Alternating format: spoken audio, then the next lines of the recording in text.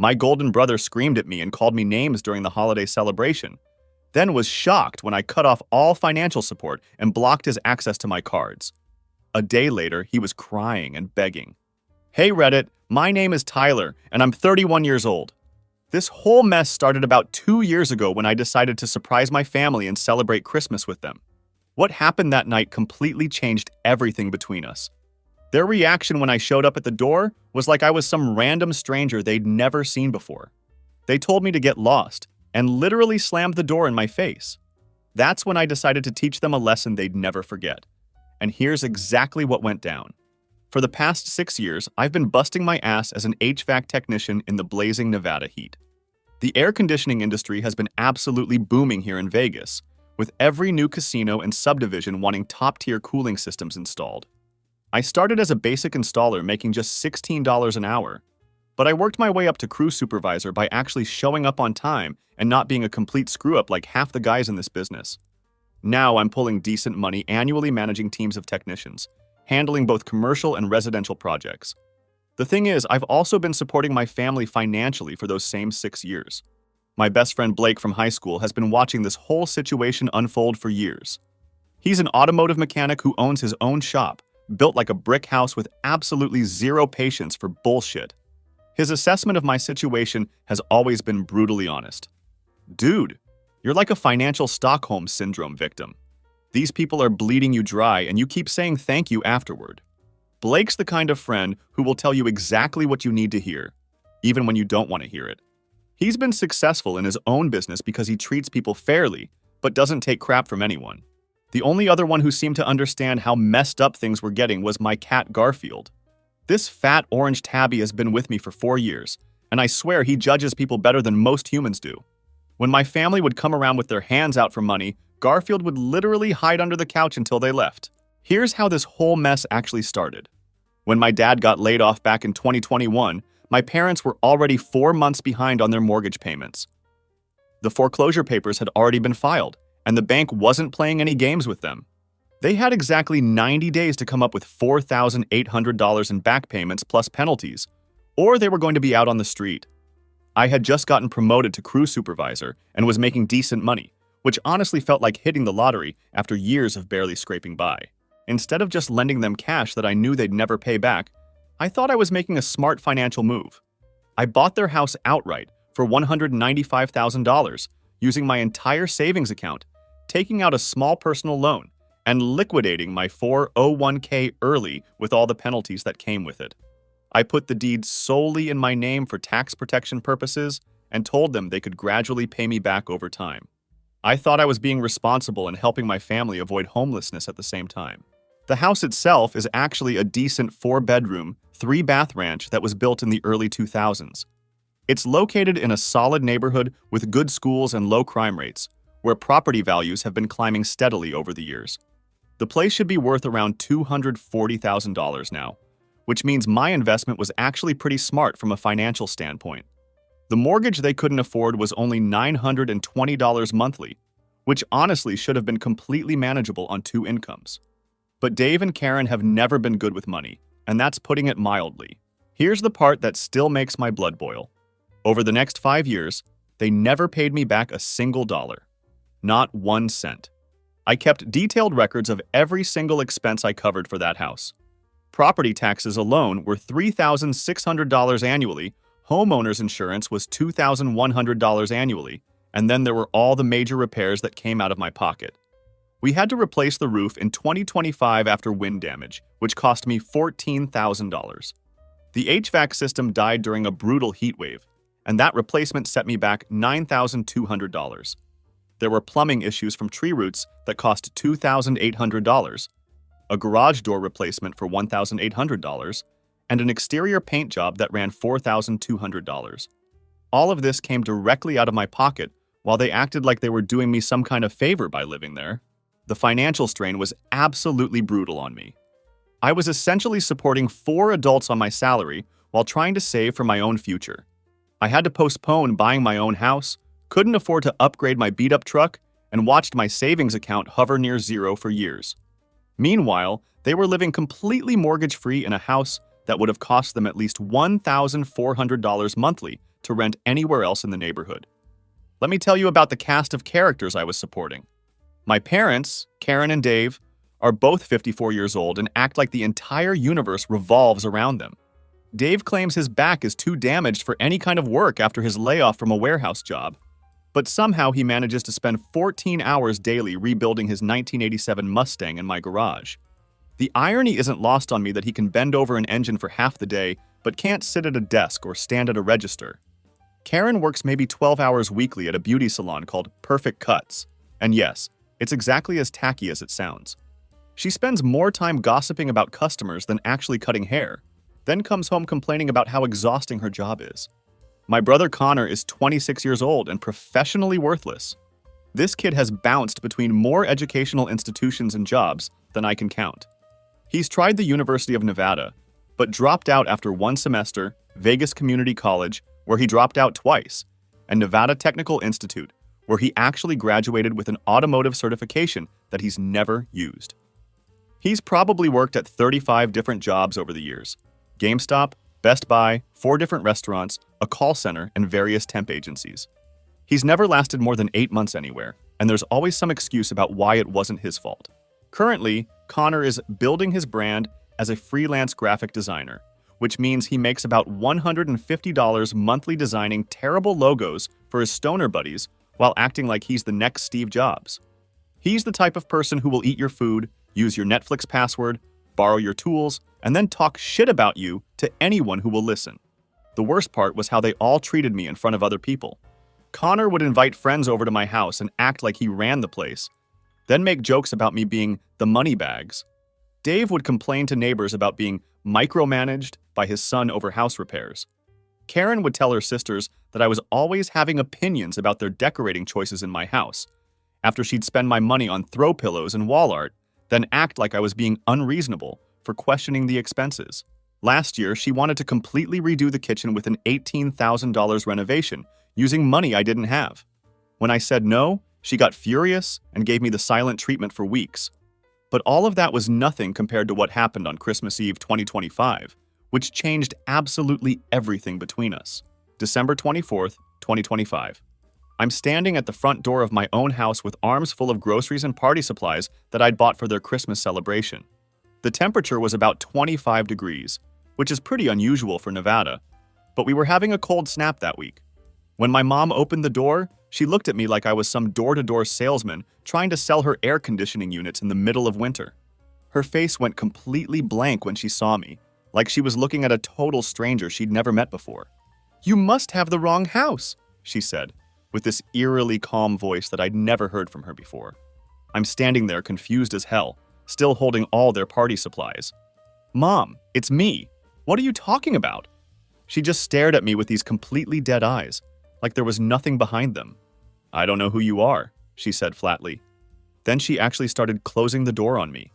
The door to my own house, while I'm holding hundreds of dollars worth of their party supplies, and she's literally shutting me out like I'm some random person who wandered up to the wrong address. "Are you serious right now? I bought all the food and drinks for tonight," I said, trying to keep my voice level. "We don't need your charity," she snapped back and then slammed the door right in my face. I stood there for 15 minutes in the freezing cold, hearing them laughing and music playing inside. I could smell the barbecue smoke coming from the backyard, and I knew they were grilling steaks, probably using the grill I'd bought for them last summer. My phone buzzed with a text from Connor that made everything even worse. "Don't take it personal, bro. Mom said you weren't invited this year. Something about needing boundaries and positive energy only. Maybe find some friends your own age." That's when I heard Dave's voice coming through the window, loud and clear. "Maybe now he'll learn that throwing money around doesn't make you family. Kid thinks he owns us just because he pays some bills." Then Connor's voice came through even clearer. "Honestly, it's pathetic. He's 31 years old and still trying to buy our love. Maybe getting locked out will teach him some self-respect." I heard Karen laugh and agree with them. "He's been way too involved in our business anyway." The words hit me like a freight train. The irony was absolutely incredible. I literally did own them. I owned the house they were sitting in making jokes about me. I owned the roof over their heads, the walls around them, and the foundation they were standing on. I'd been paying for their electricity, their water, their property taxes, and their insurance for 5 years. They were celebrating their independence from me while using resources that I was providing. Here I was, standing in the cold holding groceries for people who had just disowned me, while they enjoyed a warm house that existed solely because of my financial sacrifice. Standing there in that moment, I had this moment of absolute clarity. They weren't grateful for 5 years of free housing. They actually resented me for it. They would rather be homeless than acknowledge what I'd done for them. The entitlement was so complete that they genuinely believed they deserved everything I'd given them, and somehow, I was the problem for expecting basic respect in return. I was about to drive home and spend Christmas alone, feeling sorry for myself and probably questioning whether I was somehow the bad guy in all this. But then I remembered that Blake had invited me to his family's Christmas party. I called him from the driveway, still holding bags of groceries like a complete idiot. They locked me out, I told him, and I could hear the disbelief in my own voice. Jesus Christ, Tyler, get over here right now, Blake said immediately. Blake's family lives in this cozy neighborhood about 25 minutes from my place. The kind of area where people actually talk to their neighbors and kids still play in the street safely. When I walked in carrying bags of groceries and champagne, his mom Maria immediately went into full Italian mama mode. Tyler, what are you doing bringing food? We have plenty. Blake told me what happened. Those people are completely insane. Maria's been like a second mom to me since high school. She's this tiny Italian woman who somehow manages to feed an army every time people come over. Her house always smells like garlic and fresh bread. And she's got this incredible way of making everyone feel welcome and valued. It was the exact opposite of the reception I'd just gotten from my own family. Blake appeared with a drink for me already cracked open and ready to go. So let me understand this correctly, he said, with that tone he gets when he's trying to process something completely insane. You bought food for their party, showed up at your own house, and they pretended not to know you? Pretty much, I said, taking a long drink and feeling the warmth start to spread through me. Blake started laughing, but not in a mean way. It was more like he couldn't believe the situation had gotten this ridiculous. Dude, this is like a really messed up episode of Punk'd, except the joke's been going on for 5 years and nobody told you. His dad, Frank, who's retired from construction, shook his head while seasoning some steaks on the grill. Son, in my day, if someone bought your house to save you from foreclosure, you'd be kissing their feet, not locking them out on Christmas. Frank had built houses for 35 years before his knees gave out, so he understands the real value of property, the cost of maintenance, and the responsibility that comes with ownership. He gets what most people don't about how expensive it is to actually own and maintain a house.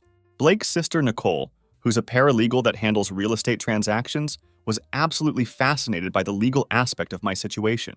Wait, so you're on the deed, you pay all the expenses, but they have no idea you actually own it?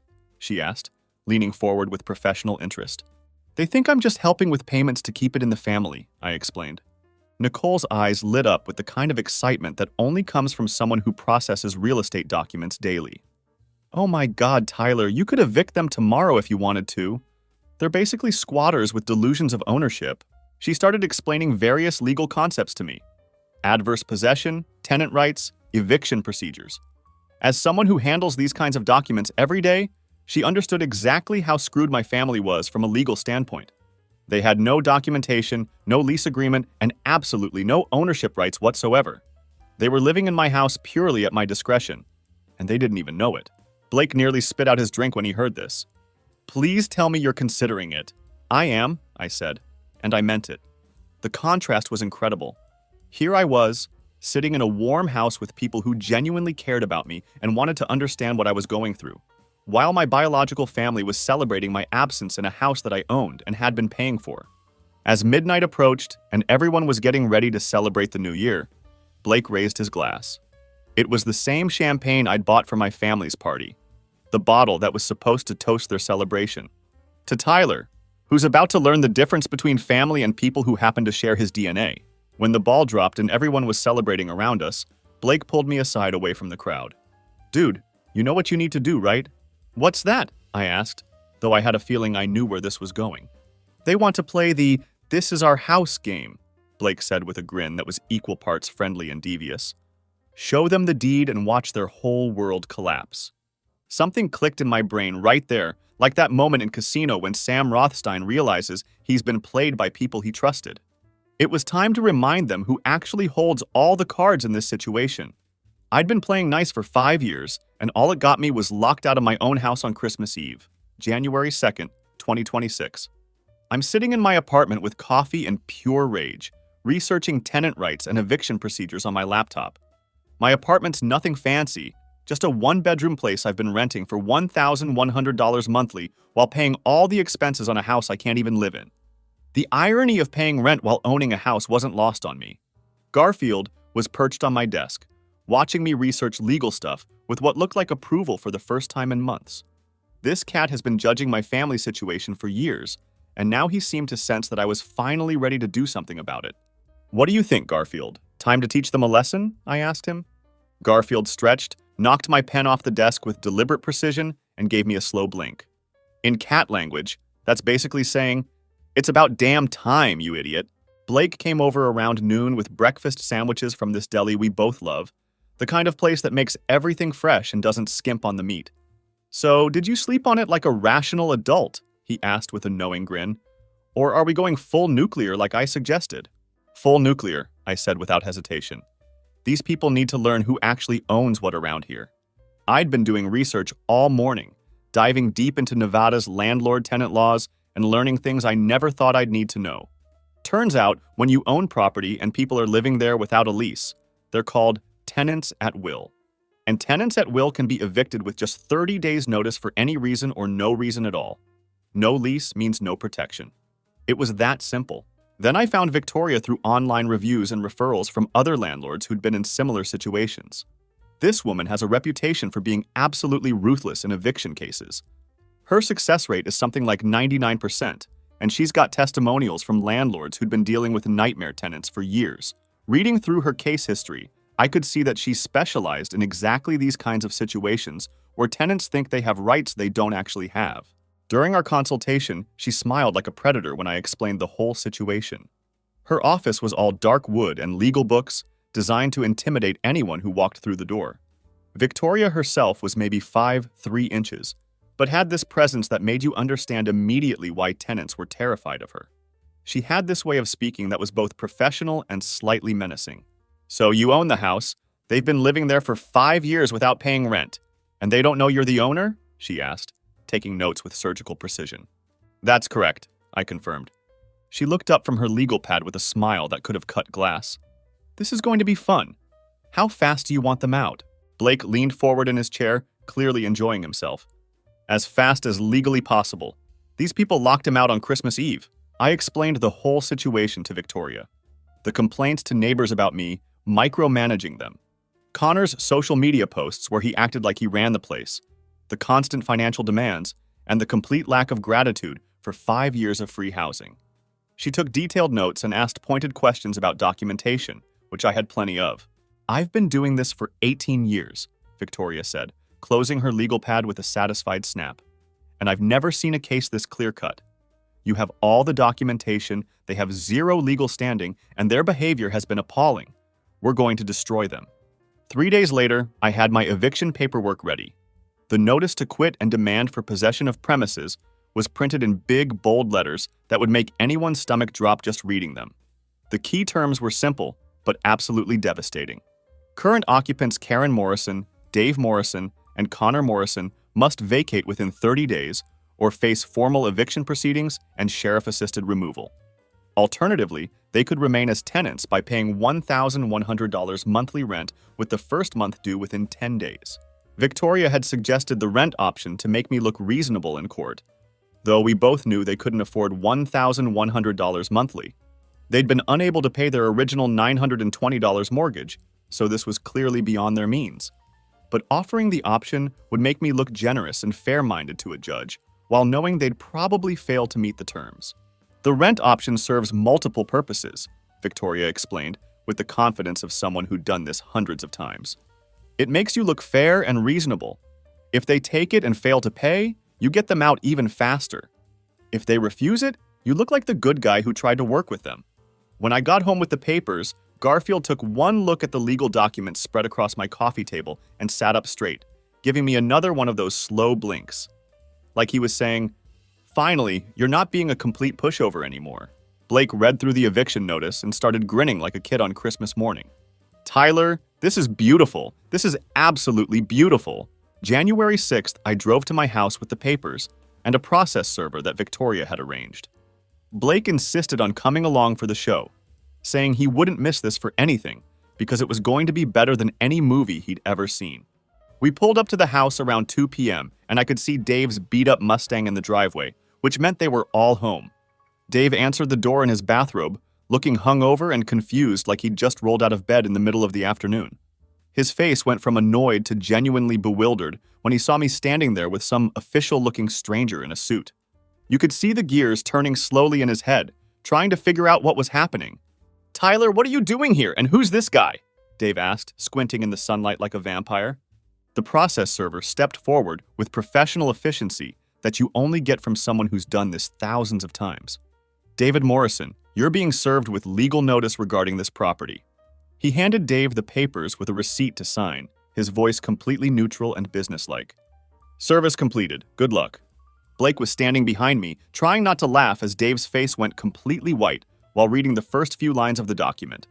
You could literally watch the color drain from his face as he realized these weren't fake documents or some kind of elaborate prank. This was real legal paperwork with official seals and everything. "What the hell is this, Tyler? What's going on?" Dave asked, his voice cracking with confusion and rising panic. "Read it carefully, Dave," I said, keeping my voice calm and level. Karen rushed to the door like a woman possessed, grabbed the papers from Dave's shaking hands, and started reading them out loud. Her voice went up an octave as she processed what she was seeing. "This has to be fake! We own this house!" she shrieked, waving the papers around like they were on fire. Connor appeared behind them with his usual immediate aggression, because his first instinct in any situation is to get confrontational instead of trying to understand what's actually happening. "This is bullshit, Tyler. You can't just make up some fake legal papers and think we're going to fall for it." "Check the county records, Karen," I said calmly. "My name's been on the deed for 5 years. You've been living in my house rent-free while treating me like garbage." That's when Connor completely lost it, which was exactly what I expected from him. He's never been able to control his temper when things don't go his way. "You're such a lying piece of shit. There's no way you own this house. You're just trying to scare us because you're mad about Christmas." "Connor, the county records are public information," I explained patiently. "You can look them up online right now on your phone if you want to verify everything." "Screw that! This is our house! We're not going anywhere! You want us out? Come and make us leave!" Connor yelled, getting more aggressive by the second. Blake stepped forward, all 4 inches of him, with that calm but intimidating presence he gets when someone's being stupid. "Kid, threatening the actual property owner isn't the smartest legal strategy you could choose right now. Instead of taking the notice seriously or trying to understand their actual legal situation, they decided to fight it head-on." Connor convinced Dave and Karen that I was bluffing, that the documents were somehow fake, and that they could hire a lawyer and expose me for trying to steal their house. The delusion was absolutely incredible to watch. Here they were, holding legitimate legal documents with official seals and court information, and they were convinced it was all some elaborate scam. The family drama exploded within hours of us leaving. My phone started blowing up with calls and texts from relatives who'd heard Karen's dramatically edited version of events. Most of them were predictably taking her side without asking for any details or trying to understand the actual legal situation. It was like a game of telephone where the story got more distorted with each person who heard it. Aunt Carol called crying about how I was throwing family onto the streets during winter. Cousin Jenny sent a series of angry texts about family loyalty and blood being thicker than water. Uncle Jim left a long, rambling voicemail about how disappointed he was in me and how this wasn't how he expected me to treat family. The narrative Karen was spreading was that I was trying to steal their house using fake legal documents, that I was jealous of their stable home life, and that I was having some kind of mental breakdown that was making me vindictive toward my own family. But then Uncle Robert called, and that conversation was completely different from all the others. Robert is Dave's older brother, 60 years old, and he's been a master plumber for 40 years. This guy built Morrison Plumbing from nothing, working out of his garage until he could afford a real shop. He raised 5 kids after his wife died of cancer when they were young, put them all through college, and has absolutely zero patience for lazy people or excuses. Robert and Dave have been feuding for decades because Robert thinks Dave is a worthless mooch who's never taken responsibility for anything in his life. Every family gathering ends with Robert calling Dave out for being unemployed, broke, or making excuses for his latest failure. So when Robert called me, I knew this conversation was going to be different. Tyler, it's Robert. I just got off the phone with Carol, who's having some kind of breakdown about you evicting Dave and Karen. Want to tell me what's really going on here? His voice was calm but direct, the way it gets when he's cutting through bullshit to get to the truth. I explained everything to him. The foreclosure, buying the house, 5 years of free rent, the constant financial demands, Christmas Eve, and finally the eviction notice. Robert listened without interrupting, which is rare for him since he usually has opinions about everything. There was a long pause after I finished. Then Robert started laughing, really laughing, the kind of deep belly laugh that goes on for a solid minute. Jesus Christ, Tyler. That lazy piece of shit has been complaining about being controlled by his own son, who's been letting him live rent-free. This is the funniest thing I've heard all year. So you don't think I'm being too harsh? I asked, genuinely wanting his perspective since he's known Dave longer than anyone. Too harsh? Kid, you should have kicked them out years ago. Dave's been a deadbeat his entire adult life, and Karen enables every bit of it. As for Connor, that kid's been a smart-ass punk since he could walk. Robert's voice had that tone of someone who'd been waiting decades to say these things out loud. Robert's support felt incredible after hours of angry calls from other relatives who were buying Karen's victim narrative without question. Tyler, let me tell you something, Robert continued. I've been trying to get Dave to act like a responsible adult for 25 years. You buying his house and letting him live there free was the best thing that could have happened to him. And he threw it away because he's too stupid and entitled to appreciate it. Robert went on to tell me stories about Dave's failures over the years that I'd never heard before. The jobs he'd quit without notice. The businesses he'd tried to start using other people's money. The constant borrowing and never paying back. He'd been watching Dave fail at life for decades while making excuses and blaming everyone else for his problems. 4 days later, Victoria called with an update that I honestly should have seen coming. Tyler, they hired a lawyer and they're contesting the eviction. They're claiming adverse possession and alleging fraud. Are you serious? I asked, though part of me wasn't surprised given Connor's aggressive response. Dead serious. Their lawyer is Martin Goldberg. He's what we call a bottom feeder. He'll take any case if the money's right. He's filing a motion claiming they've been living there openly for 18 years and should have ownership rights. The court hearing was scheduled for January 28th at 10 a.m. I showed up in my best suit with Victoria and a folder full of documentation. Property deed, tax records, purchase documents, maintenance receipts, bank statements. Everything proving I was the legitimate owner and had been for 5 years. They showed up with Martin Goldberg, and Connor was wearing his only dress shirt, acting like he was about to expose some massive conspiracy. You could tell he genuinely believed they were going to win this case and prove that I was somehow trying to steal their house. The delusion was still going strong. Judge Martinez looked annoyed from the start. She'd clearly seen this type of case before. Delusional tenants who thought they could steal property through legal manipulation and frivolous claims. Mr. Goldberg, your clients are claiming adverse possession of property they don't own, Judge Martinez asked, with barely concealed irritation. Your Honor, my clients have been residing in this property for 18 years and have made substantial improvements, Goldberg replied, shuffling through his papers nervously. Do they have documentation of these improvements? The judge asked pointedly. Goldberg looked increasingly uncomfortable. Well, Your Honor, they have receipts for some materials. Mr. Morrison, do you have the property deed? Judge Martinez asked, turning to Victoria. Victoria stood up with crisp professionalism that made Goldberg look like an amateur. Yes, Your Honor. Mr. Tyler Morrison has been the sole owner since 2021 when he purchased the property to prevent foreclosure. The defendants knew about this purchase. Yes, Your Honor.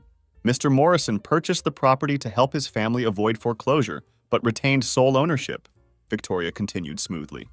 Victoria presented our evidence methodically, like she was laying out pieces of a puzzle that formed a complete picture. Purchase agreement showing I'd paid $195,000 cash. Deed transfer showing my name as sole owner. 5 years of property tax payments in my name. Insurance policies in my name. Maintenance receipts totaling over $35,000 in repairs and improvements. Everything documented, everything legal, everything ironclad. When it was Goldberg's turn, he had basically nothing. No documentation, no evidence, just claims that my family deserved the house because they'd lived there longer. He tried to argue that I'd somehow defrauded them, but had absolutely no proof of fraud. It was painful to watch him fumble through his weak arguments while Judge Martinez grew visibly more irritated. The judge was absolutely brutal in her dismissal of their case. Mr. Goldberg, adverse possession requires specific legal criteria that your clients clearly don't meet. They don't have continuous possession, they don't have hostile possession, and they don't have open and notorious possession. Mr. Morrison is the legal owner, has been paying all expenses and wants possession of his property. Your motion is denied. Defendants have 30 days to vacate. Connor jumped up like a complete idiot, unable to control himself even in a courtroom. This is bullshit! You can't just steal our house! Judge Martinez's voice cut through the courtroom like ice. Bailiff, remove that man if he speaks again without permission. As we walked out of the courthouse, Connor was screaming in the hallway about corrupt judges and family betrayal, while courthouse security threatened to arrest him for disrupting the peace. It was embarrassing to watch, but also satisfying in a way. The truth was finally out there, officially documented, and there was no more room for their delusions. That evening, Uncle Robert called with obvious satisfaction in his voice. Tyler, I heard about the court hearing from Carol. She's all worked up about Dave and Karen losing, but I told her exactly what I think about the situation. What did you tell her? I asked, curious to hear how he'd handled the family drama. I told her that Dave's been a lazy mooch his entire life, that you saved their asses from foreclosure and let them live rent-free for 5 years, and that they brought this on themselves by treating you like garbage. I also told her that anyone taking Dave's side in this is an idiot. After getting completely destroyed in court, they had no choice but to face reality. Their lawyer Goldberg basically told them they had no case and suggested they try to negotiate with me instead of facing eviction and homelessness. The defeat in court had been total and public. There was no ambiguity about who owned the house, no gray areas about their legal rights. They were squatters, legally speaking, and everyone knew it. Karen called on February 3rd, her voice shaking with desperation. Tyler, honey, we've been looking everywhere for a place to rent. Everything decent is $1,400 or more, and we need first month, last month, and security deposit. We don't have that kind of money. I put the call on speaker so Blake could hear. He was over helping me organize some paperwork and immediately started grinning when he heard Karen's voice. Garfield was sitting on the couch between us, and I swear he was listening to the conversation with genuine interest. That sounds like a personal problem, Karen, I said calmly. Please, can we rent from you? We'll pay you fairly. We just need a chance to prove we can be good tenants, she begged. The irony was absolutely incredible. After 5 years of living rent-free, after locking me out on Christmas Eve, after trying to steal my house in court, she was now begging to become my tenant. Blake was making exaggerated jerking-off motions behind me, trying to make me laugh. Garfield looked back and forth between us like he was enjoying the show. $1,100 a month. First month, due February 12th. Month-to-month lease, which means I can terminate with 30 days notice if you screw up even once, I said, laying out the terms clearly. $1,100, Tyler? That's so much money. Couldn't we start at maybe $800 and work up to it? Karen asked, still trying to negotiate from a position where she had absolutely no leverage. Karen, comparable houses in your neighborhood rent for $1,400 to $1,600. I'm giving you a discount. Take it or leave it. Dave got on the phone with his usual sense of entitlement, like he was doing me a favor by even considering this arrangement. Son, we appreciate this. The court thing got out of hand, but we're family. We can make this work. This isn't family anymore, Dave. This is business. You're my tenants now. Act like it, I said firmly. Connor tried to negotiate because of course he did, never able to accept that he wasn't in control of the situation. Bro, what if we did like $900? I mean, we just spent money on that lawyer and court fees. You spent your money on a lawyer to try to steal my house. That's not my problem. It's $1,100 or you're out in 4 weeks. After I hung up, Blake was shaking his head in amazement. Tyler, I'll bet you $100 they don't make the first payment. Garfield stretched and knocked a pen off the coffee table, which I interpreted as him agreeing with Blake's assessment. This cat had been watching this whole situation unfold, and he seemed to have a pretty good read on my family's reliability when it came to money. Uncle Robert called after hearing about the rental agreement from the family gossip network that seemed to spread information faster than wildfire. Tyler, I heard you're giving them another chance with the rent option. You're more generous than I would be. Think they'll actually pay? Robert laughed, and it was a sound with absolutely no humor in it. Kid, Dave hasn't held a steady job in 5 years.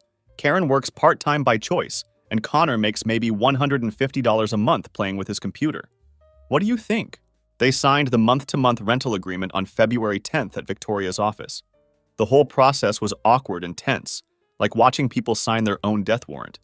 Connor was being a complete ass during the signing, making snide comments about every single clause and acting like I was being unreasonable for including standard rental terms. So if we're late on rent, you can just kick us out? That seems harsh for family, Connor said, reading through the lease with obvious hostility. You're tenants now, not family. And yes, if you don't pay rent, you get evicted. That's how renting works, I explained patiently. Whatever, bro. This whole situation is screwed up and you know it, Connor muttered while signing his name. Dave signed the lease while grumbling about the monthly amount under his breath. Karen kept asking questions about utilities and maintenance responsibilities, clearly trying to figure out how to minimize their actual costs. The whole time, I could see them mentally calculating whether they could actually afford the payments, and the math obviously wasn't working in their favor. Victoria was professional throughout the process, but clearly enjoying the situation.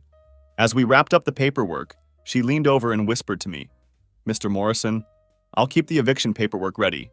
Based on my experience, you'll probably need it within 30 days. February 12th came and went. No rent payment. Exactly like Robert and Blake had predicted with stunning accuracy. February 14th, Karen called with the predictable excuses that I could have written myself. Tyler, honey, we're having a little cash flow issue. Dave's disability application is still pending, and Connor's client hasn't paid him yet. Can we get it to you by the 17th? Blake was there when I took the call, eating pizza and enjoying the show like it was his personal entertainment.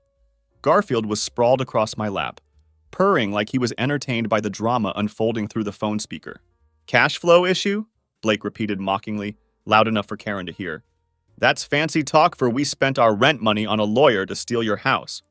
Tyler, we're trying our best here. Can't you work with us? Karen pleaded, her voice getting more desperate. You agreed to pay $1,100 by February 12th. It's now February 14th. You're already in default, I said matter-of-factly. February 17th came around, and still no payment. This time, Dave called with his standard entitled attitude, like he was doing me a favor by even discussing the situation.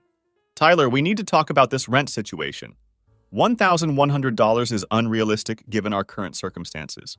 Blake nearly choked on his drink, laughing. Current circumstances? You mean being broke because you tried to steal his house? Dave, you signed a lease agreeing to pay $1,100 monthly. If you can't afford it, you need to move out, I said firmly. Come on, Tyler, be reasonable. We're family. We can work something out, Dave said with that tone he gets when he thinks he can manipulate me. We're not family. You made that clear.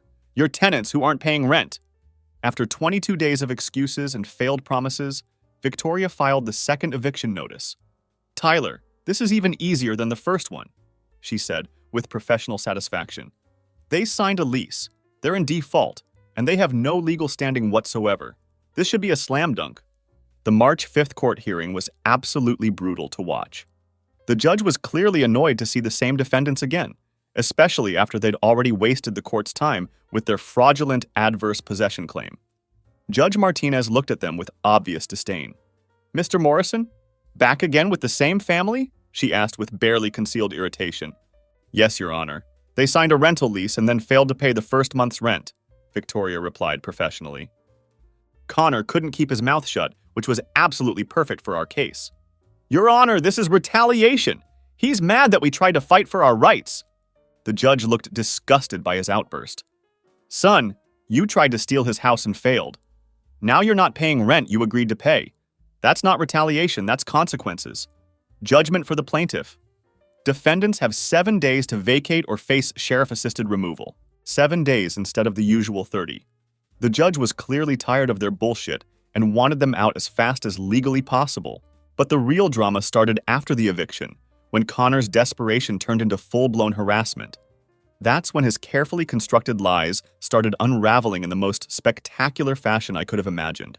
2 weeks after they got kicked out, I was at my apartment when this huge guy showed up at my door looking seriously pissed off. This dude was built like a bouncer, covered in tattoos, and definitely not someone you want angry at you. The kind of guy who looks like he settles disputes with his fists rather than words. You Tyler Morrison? He asked in a voice that could have been used to grind concrete.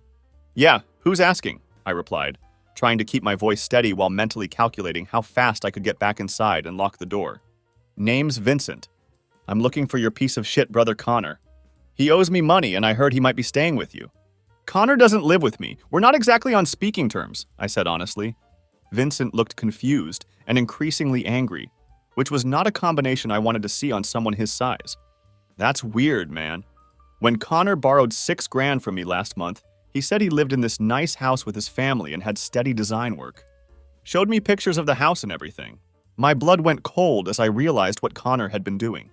He borrowed $6,000 from you? Yeah. Said he needed it for high-end design equipment and software licenses for his business. Showed me his portfolio, talked about all these big corporate clients he was landing.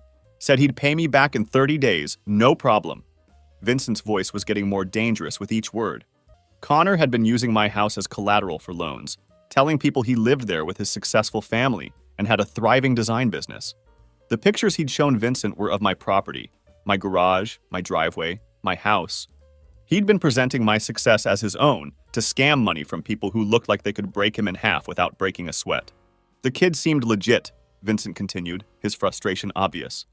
Professional portfolio, nice family home, talked a good game about his business growth. But now I find out he's homeless, and his design business is complete bullshit. What happens if he doesn't pay you back? Vincent cracked his knuckles with obvious intent, the sound echoing in the hallway like small bones breaking. Well, I'm not the type to just write off $6,000. I've got his signed promissory note, copies of his ID, his social security number, everything. If he doesn't pay up, I'm taking him to court and filing criminal charges for fraud. After Vincent left, Blake was laughing his ass off when I called to tell him what had happened. Dude, your brother borrowed money by pretending he still lived in your house and had a successful business? That's next-level scamming, even for Connor.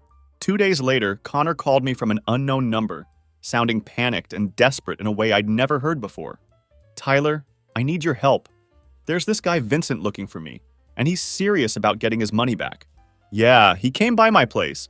You borrowed $6,000 by lying about living in my house, I said, not bothering to hide my disgust. Look, I was desperate, okay? I needed money for equipment, and I thought I could pay him back once I got some big clients, Connor said, his voice shaking. Connor, you've made like $150 total in the past 8 months. What made you think you could pay back $6,000? I don't know, I thought something would work out. But now he's threatening to sue me and file criminal charges. That's fraud, Connor. You used false information to get money you knew you couldn't pay back.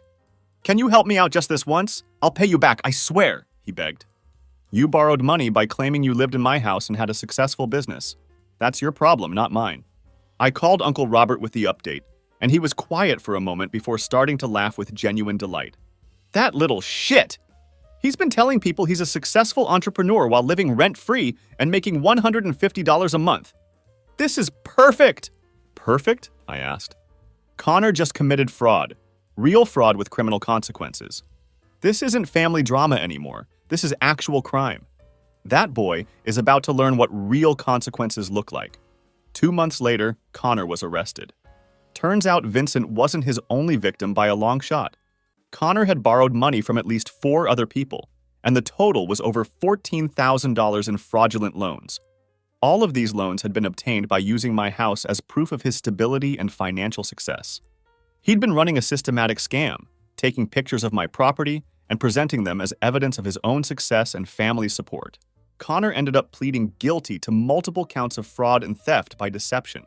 He got 3 years of probation, restitution orders for all the money he'd stolen, and a criminal record that'll follow him for the rest of his life. The judge was particularly harsh because Connor had used family property to perpetrate his fraud, which made it even more despicable in the court's eyes. Meanwhile, Dave was arrested for trespassing after breaking into his brother's house when he got kicked out of mine. He'd been staying with Uncle Paul until they got tired of his attitude and kicked him out too. Rather than finding proper housing like a responsible adult, he tried to break into Paul's house to retrieve his belongings and got caught by neighbors who called the police. Karen ended up in a women's shelter after burning bridges with every single relative who had tried to help her. Turns out constantly complaining about your ungrateful son while simultaneously begging for money gets old really fast with family members. She'd managed to alienate everyone who had initially been sympathetic to her sob story. Blake moved into my house as the perfect tenant, paying $1,300 monthly and taking better care of the place than my family ever had. He actually asked permission before making any changes, paid his rent early every single month, and genuinely improved the property value with his maintenance work and upgrades. It was like night and day compared to dealing with my family. The best part is that Uncle Robert became the voice of reason for the extended family. He started calling out anyone who tried to defend Dave or Karen, armed with facts and years of watching Dave fail at life. "Tyler's the only one in this family with any sense," Robert told Aunt Carol at the last family gathering. "Dave's a deadbeat, Karen's an enabler, Connor is a criminal, and Tyler's the only one who worked hard and made something of himself." I started dating Jessica around this time, a nurse I met through Blake's sister, Nicole.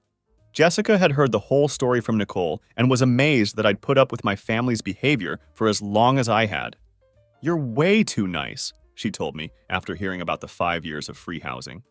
"Most people would have kicked them out after the first year of no payments." Jessica and I are engaged now, planning a small wedding where Blake will be my best man. The contrast between my life now and what it was like when I was supporting my ungrateful family is incredible. I have people around me who actually appreciate what I do for them and contribute positively to my life. "You know what the best part is?" Robert said during our engagement celebration. "You didn't just get revenge on Dave. You showed everyone what real success looks like.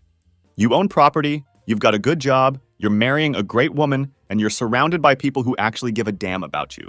Looking back on the whole situation, they had every opportunity to treat me with basic respect while living in my house for free. Instead, they chose entitlement, lies, and legal battles. Now they're scattered across the state, facing criminal charges and dealing with the consequences of their own actions, while I'm thriving with people who actually value me. Some bridges need to be burned, and this was definitely one of them. I learned that blood relation doesn't automatically make someone family, and that real family is the people who support you, respect you, and appreciate what you do for them. Blake, Jessica, Uncle Robert, and even Garfield have been more family to me than the people who share my DNA ever were. The house is peaceful now, well-maintained, and filled with people who contribute positively rather than just taking everything they can get. Sometimes the best thing you can do for yourself is remove toxic people from your life, even when they're related to you, especially when they're related to you.